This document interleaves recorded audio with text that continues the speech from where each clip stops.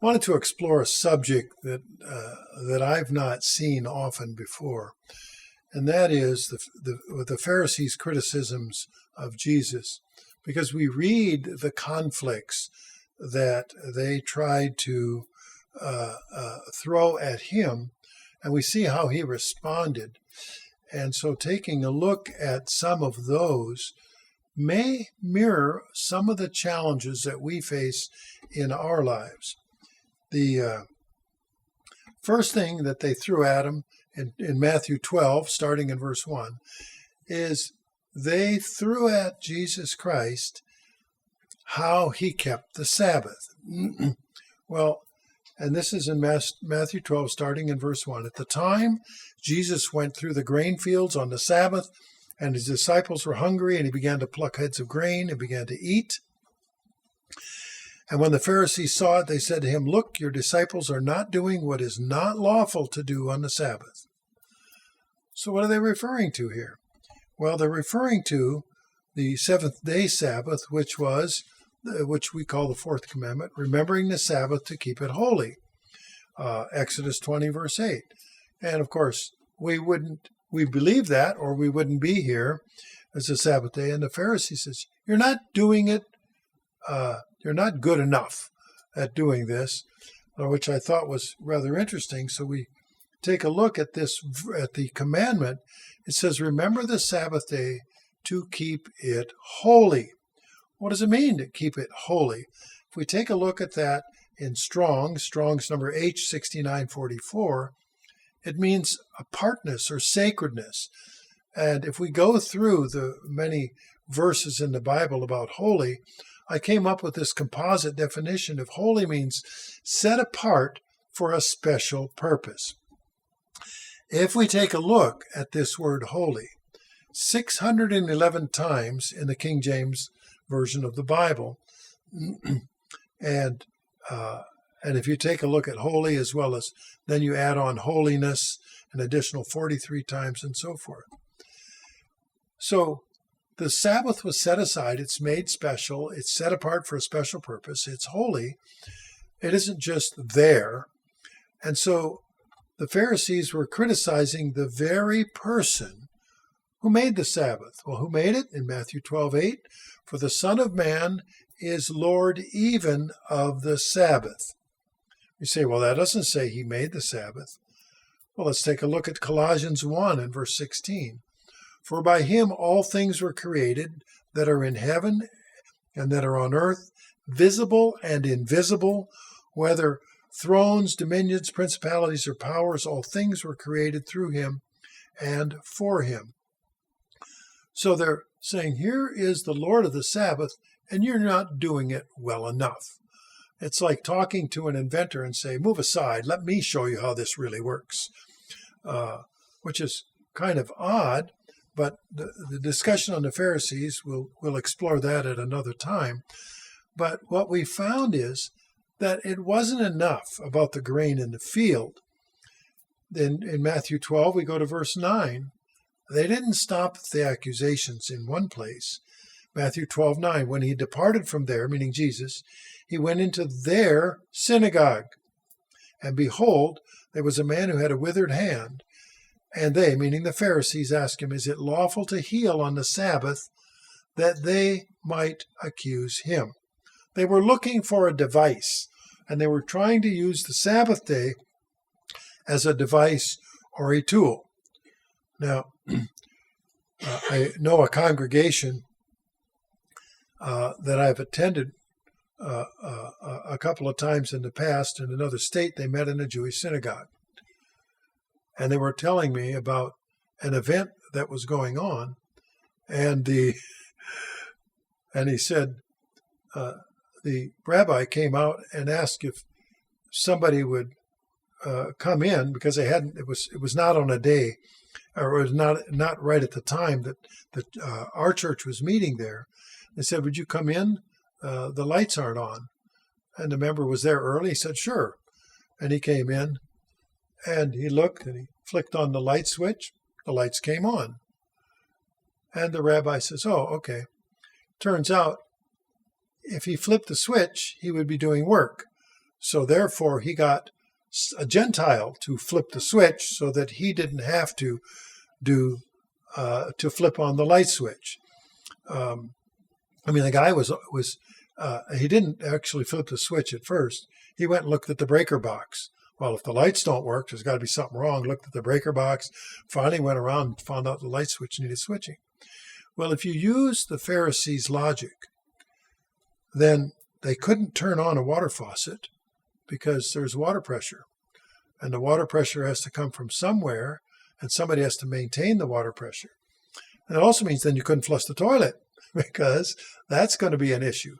So they were looking at, although on the surface of it that they were respecting the holiness of the Sabbath, they were going over and above and beyond any reasonable expectation, just like they were challenging Jesus here, lawful to heal on the Sabbath.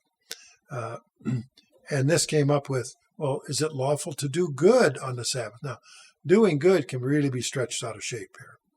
You can do good by plowing the neighbor's field, fixing their house, and so forth. But really the Sabbath is, if we take a look in Isaiah 58, it gives us about respecting the holiness of the Sabbath. And remember, holiness is setting apart for a special purpose. In Isaiah 58, and I chose the Common English Bible. You can look through 25 different translations online at one time. But this one, I thought, spelled it out well. If you stop trampling the Sabbath, stop doing whatever you want on my holy day, and consider the Sabbath a delight, sacred to the Lord, honored and honor it, instead of doing things your way and seeking what you want and doing business as usual. That, I thought, was a nice sum. Now, some of them it says, turn your foot on the Sabbath, and really what it's talking about is don't go in a direction that is the wrong way when it says turn your foot. In other words, you don't do your routine shopping. That's why we don't go to sporting events or entertainment venues, whether it's concerts or plays and so forth, because it would be turning away or trampling the Sabbath. But we don't go so far as to say it would be wrong to heal on the Sabbath or accusing Christ, who the creator of the Sabbath would be. Now, to bear in mind that the Pharisees wanted to do things right, at least on the surface of it. But they were missing the big picture. If we look at Matthew 23 and verse 23, what did Jesus call them? Now, Matthew 23:23, woe to you, scribes and Pharisees, hypocrites! For you pay tithe of mint and anise and cumin, and have neglected the weightier matters of the law, justice, mercy, and faith. These you ought to have done without leaving the others undone. Why does he pick out mint, anise, and cumin? If they're raising mint, for example, now, I've spent many years living in Oregon where they produce most of the world's mint. The leaves are rather small, but the Pharisees were counting out the number of leaves to make sure that the leaves were separated out. And if you do that with all the little tiny things, they didn't want to be off. They wanted to be exactly right in doing this for those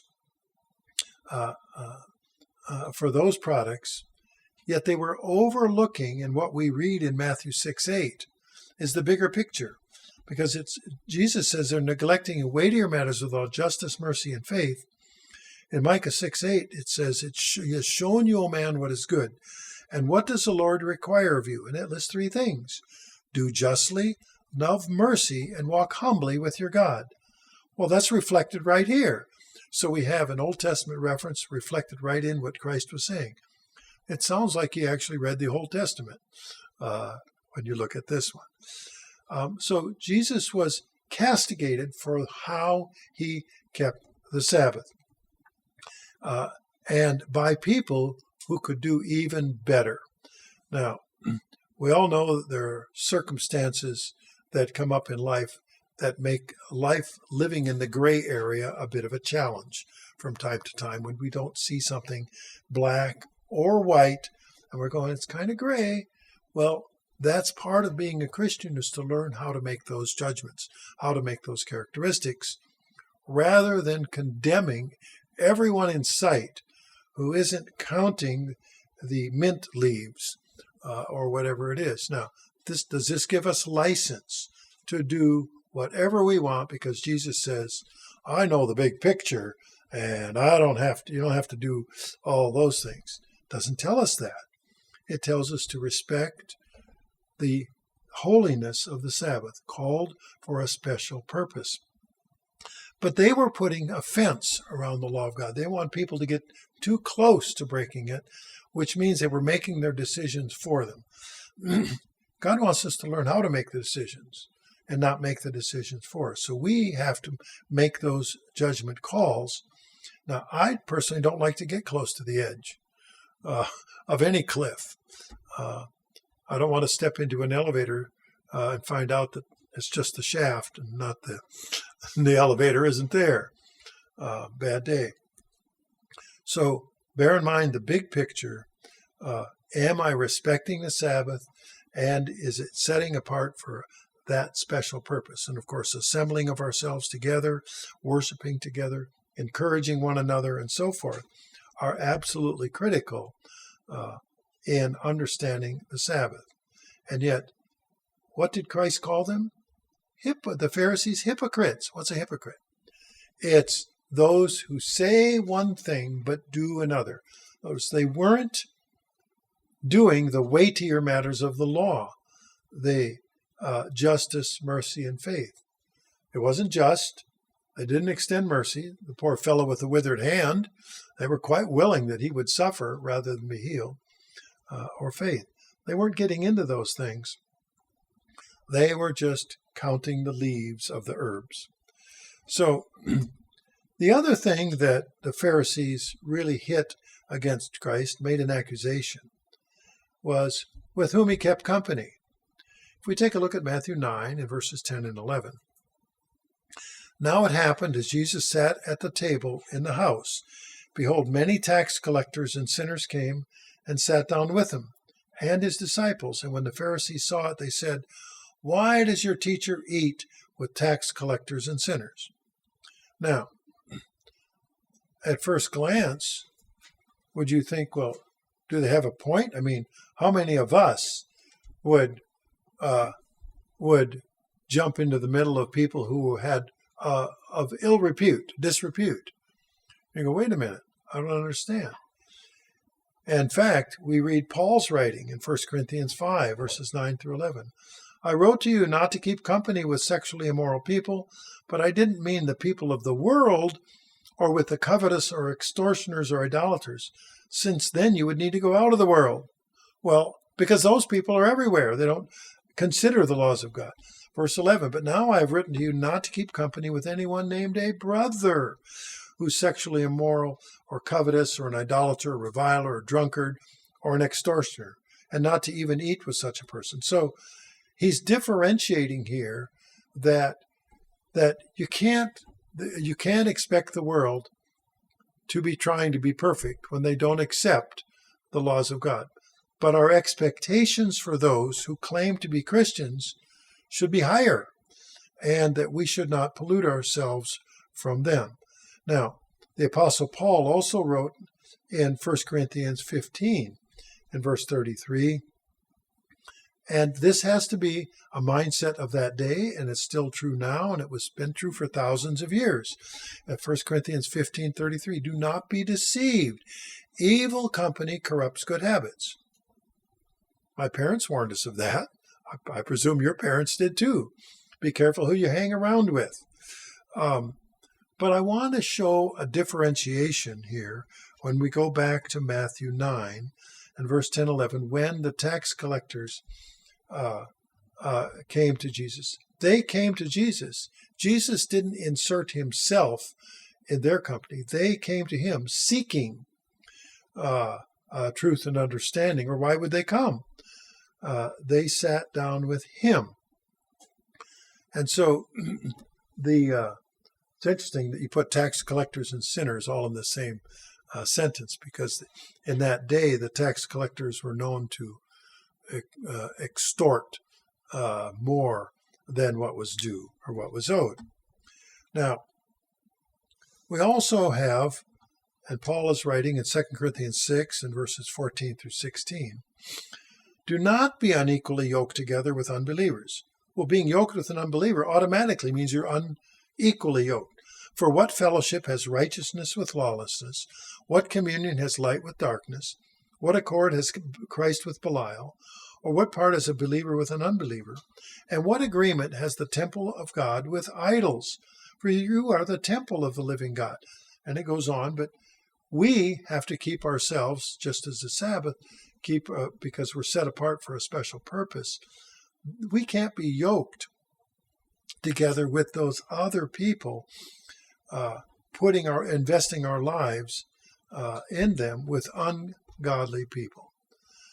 In Psalm 1, verses 1 and 2, we read, "Blessed is the man who walks not in the counsel of the ungodly." When it says, it means seek out their wisdom. In other words, going to them for religious advice. Nor stands in the path of sinners, nor sits in the seat of the scornful. In running international social media sites, they're much more willing to be scornful because they don't have a Judeo-Christian background. So they're quite willing to be mocking and scornful. So we don't need to surround ourselves with people who are mocking and scornful. Verse 2, Psalm 1, verse 2, "But his delight is in the law of the Lord, and his law he meditates day and night." So that's really, and so notice it says, blessed is the man. What's the ultimate blessing? The ultimate blessing is being welcomed into the kingdom of God. And so if we take a look then back to Matthew 23:23, once again, the Pharisees were missing the big picture, the weightier matters of the law, justice, mercy, and faith. Didn't say don't do those things. It said, but you must understand it in the greater context. So the two, and there are many, but there are the two ones whose criticisms of Jesus, how he kept the Sabbath, and who he associated with. Well, then the next question is, have you ever been challenged on how you keep the Sabbath? I remember my first year where I was teaching at a school, and my mentor teacher was an ordained Presbyterian minister. And I didn't say anything about church or religion to him, but it didn't take long because you go to the feast, they're going to figure things out real quick like, and I was gone for a week and back. And then there came a time when we had a big urgent project going on at school. Well, I stopped in on a Sunday afternoon. And that Sunday, because I'm going to get stuff done in preparation for this big school project that was coming down. And there he was, working away. And he looked up at me embarrassed and said, "Well, today was an ox in the ditch. I had to come into work." In other words, he was trying to give an excuse for why what he called his Sabbath, which he clearly wasn't a Sabbath and wasn't keeping, missed the big picture, didn't see the overall picture. And so you have this, or doing good on the Sabbath is not not setting it apart for a special purpose, for fellowship and worshiping God and seeking more information about God. And the same with the criticisms of Jesus that we just read with regard to the who we associate with or whom we associate with. And so should we have those people invite those people involved in our life every day? You see, Jesus wasn't doing that. Those people came to him, okay, but the Pharisees were doing a hands-off. We aren't going to associate with them at all. So have you ever had anybody who wanted to know a little bit more of the truth? Well, that happens. Are we prepared to answer of the hope that lies within us? The Pharisees, they simply avoid the whole issue. You don't talk to those. We're given the example of the Good Samaritan. And what did the religious leaders of the day do? They walked on by. So what were they practicing? They're practicing hypocrisy and not the weightier matters of the law. So if we take a look at the Pharisees' criticisms of Jesus, it really gives us some direction as to understanding what we should be looking at regarding the Sabbath and how we should look at our associations with other people. And like I say, there are other criticisms that the Pharisees and others have made of Jesus, but those criticisms, as we'll come to see, are misplaced.